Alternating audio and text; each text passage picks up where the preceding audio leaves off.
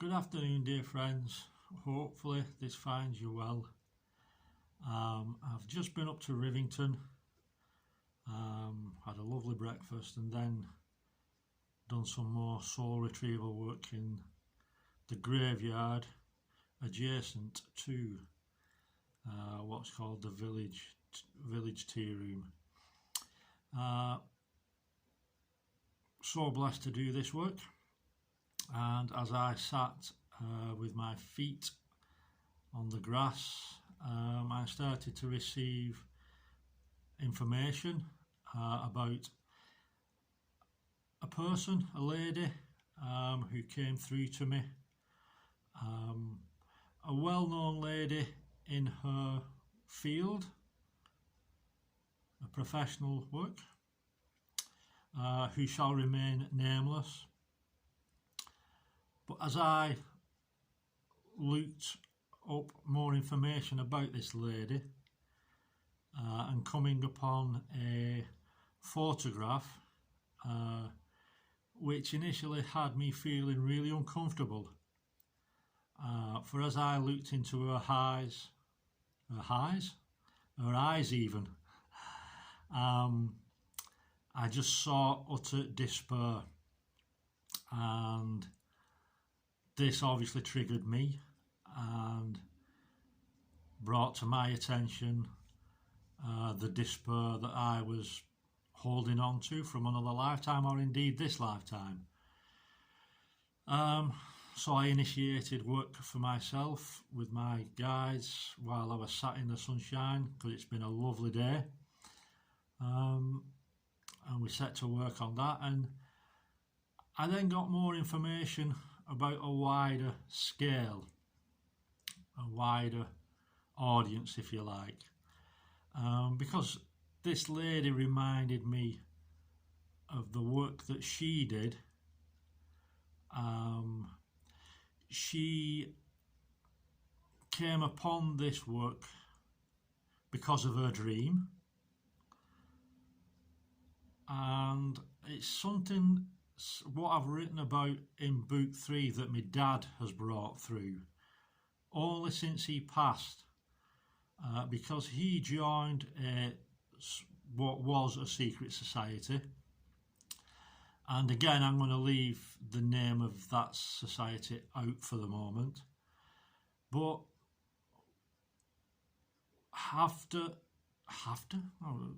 we're getting very posh, aren't we, today? Years after he passed, he came through to me on one Sunday morning, and he shared with me some of the secrets of this society. And one of them was that he was led to believe that this specific society did specific things. He was told what they wanted him to know, really. And by the time he'd gone through the initiation or the pledging of his allegiance to the society or whatever, by the time he'd done that, they then told him the real reason what he'd signed up for. Without going into too much detail, by that time it was too late, and his hands were tied, basically.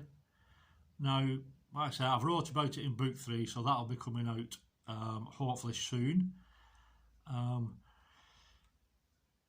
But this lady, she was similar because her dream was to be an actress, and as I have come to understand, if you have a dream and that you would basically do almost anything to see that dream come true, and I know this is an extreme, but like I said, if you look at someone who, perhaps yourself, who would like to be an actress or an actor or something of that nature, what would you do to achieve that goal, to achieve that dream? Well, without going into too much, this lady started off by doing certain things, and by the time that she had stopped to think and see where she was, it was too late, and that those who had interviewed her, etc.,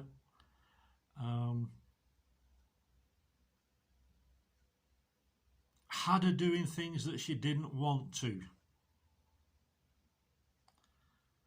But through the previous things that she had been asked to do to get her to this status of an actress, it was as if she was being blackmailed, for want of a better word. So she ended up doing things that she would have not really wanted to do. She did them, and this morning she actually came in and connected with me on a spiritual level and shared with me that she passed through suicide. She took an overdose, drugs overdose.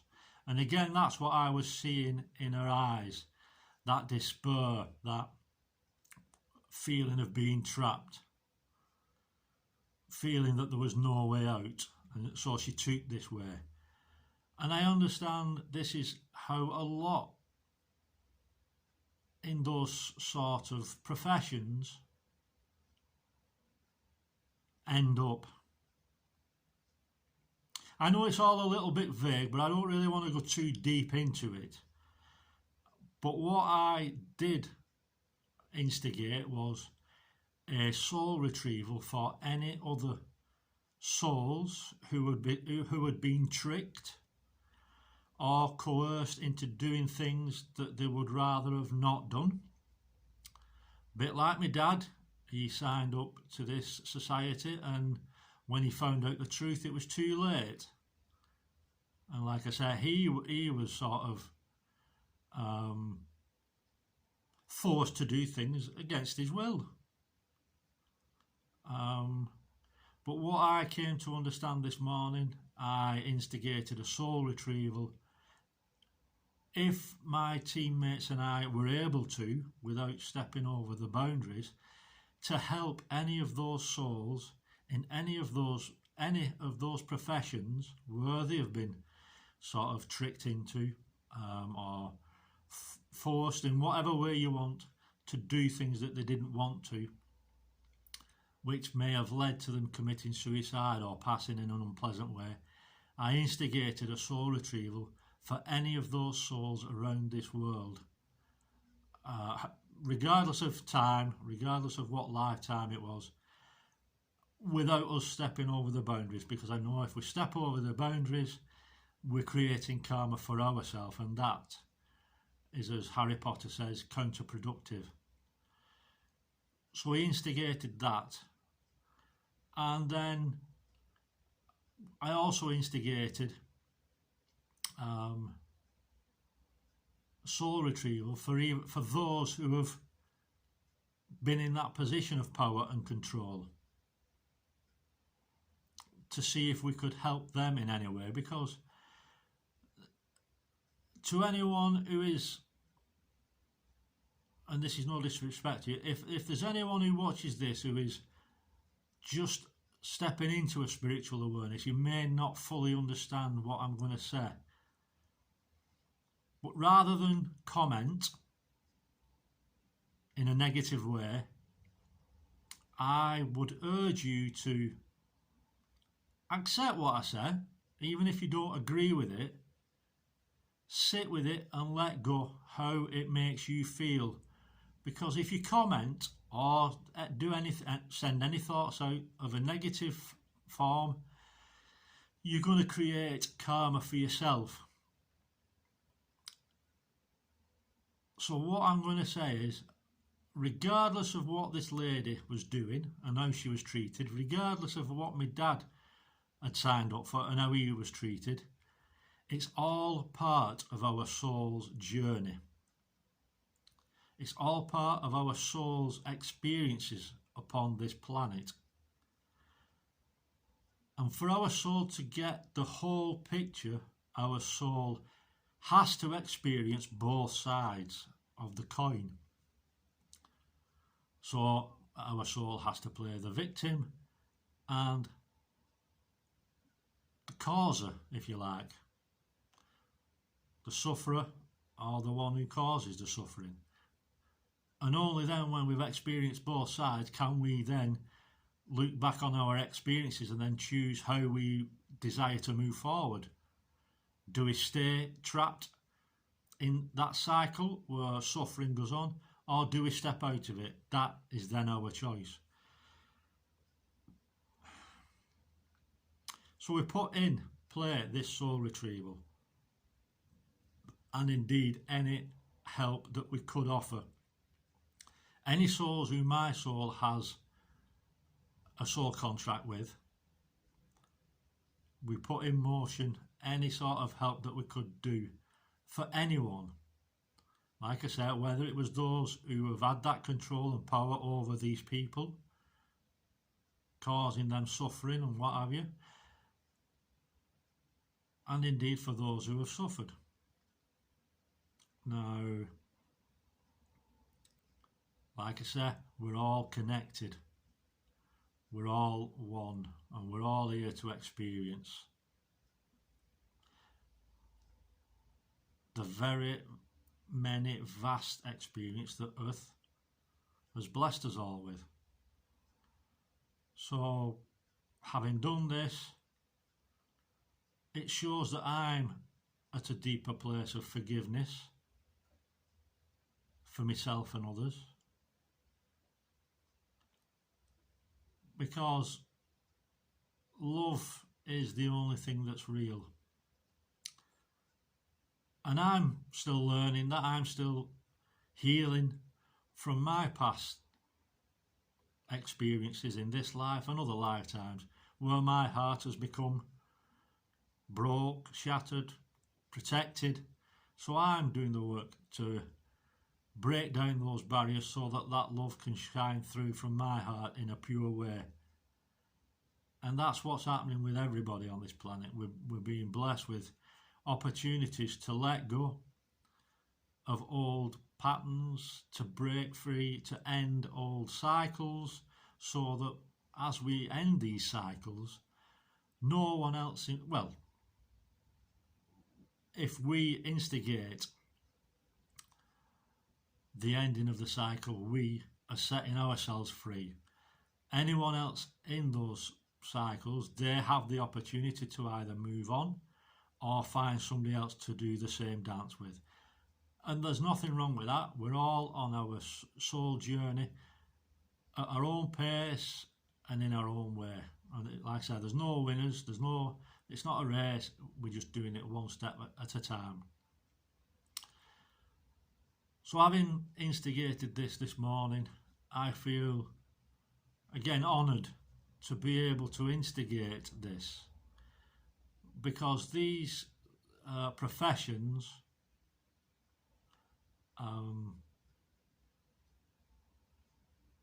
they're experiencing some unpleasant scenarios, shall I say. And again, it's for us to let go of judging what is going on out in the world. It's to focus on our stuff.